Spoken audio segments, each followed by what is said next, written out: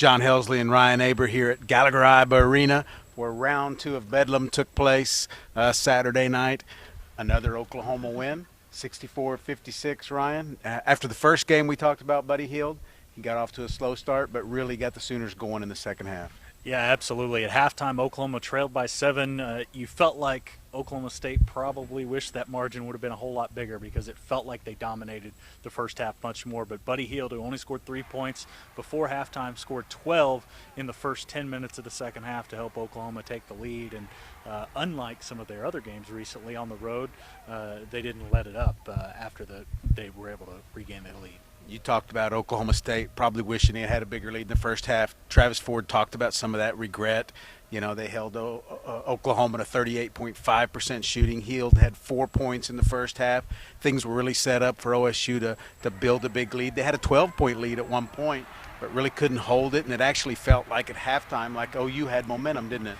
Yeah, absolutely. I mean, it felt like Oklahoma State was up by 20 at points in the first half, but they really could never stretch it very much, and Oklahoma got some buckets late in the half, and Oklahoma State wasn't able to answer. And when it went into the break 7, you thought, maybe we could have an OU comeback coming, and you actually tweeted that. Yeah, I did, and, you know, LeBron Nash only played 4 minutes in the first half. He's had this stretch here where he's really had some slow first halves. Tonight, another one. He put himself on the bench in this game. Michael Cobbins had some foul trouble in the second half. OU forced a lot of that by going inside with Tayshaun Thomas and Spangler and some other guys, and really I think that impacted the game.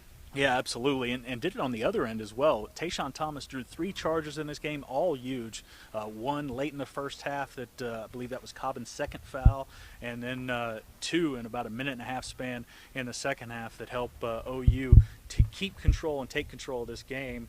I think the second one was Nash's 4th foul, got him on the bench for a little bit and helped OU maintain that margin.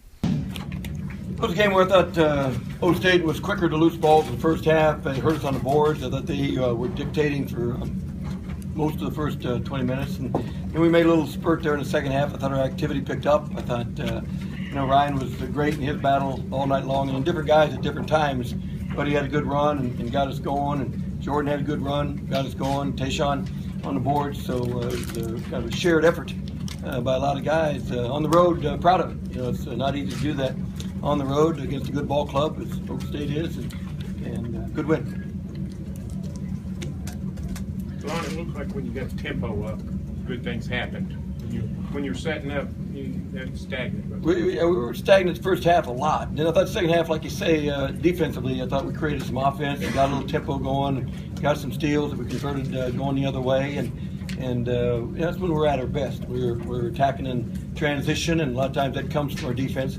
But you're right. When we got that going a little bit quicker pace, that helped us a lot. Through about 30 minutes tonight, this game looked a lot like the Kansas game and the Baylor game, where got down early, were able to come back, but couldn't quite break through in those two. What was the difference tonight?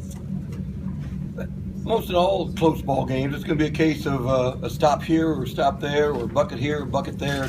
It's such a fine line, and at Kansas, we're up 4 with 6 to go, and they make a couple plays, and we miss a couple, and same thing at Baylor. And tonight we got, Frank hits a big 3 out of the corner, Jordan makes some plays, Buddy makes some plays, and got some stops at a critical time. So it's a fine line between, who's got that margin going down the stretch.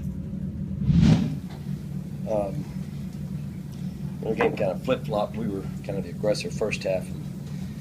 They were the aggressor second half, and you're just not, OU feeds off transition points. We talked about that for 2 days. If you take them out of transition, you got a great chance to win the game. But when you give up 24 points off turnovers and 16 second chance points, you're not going to care who it is, but especially a team that's what they fueled themselves off of. And, we did a lot of stuff in the first half. We just didn't.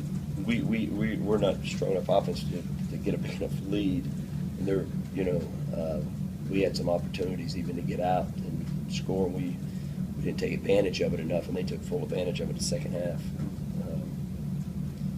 They got a lot of second shots and a lot of steals second half. First half, everything was clicking for us. Everybody was gelled in together, locked in. Not sure what happened second half. Phil, what was the difference, first half to second half? I think we kind of did what we did best first half, played aggressive, kind of imposed our will in the second half. They imposed their will on us. Cowboys fall here. They will now go on the road and play at Texas on Wednesday. Sooners are home to play West Virginia. A couple of big games coming up this week. Yeah, no doubt about that. First, Oklahoma State, you mentioned going to Texas. Texas is a team that's really been struggling recently. That's a game that Oklahoma State really needs to pick up. And then West Virginia just dominated Oklahoma in Morgantown a few weeks ago. We're able to use that pressure defense to force a lot of turnovers and capitalize on the other end. So two huge games for the in-state schools coming up. All right, a Bedlam sweep of the regular season anyway for Oklahoma. Read all about it in the Oklahoma tomorrow and online at newsok.com.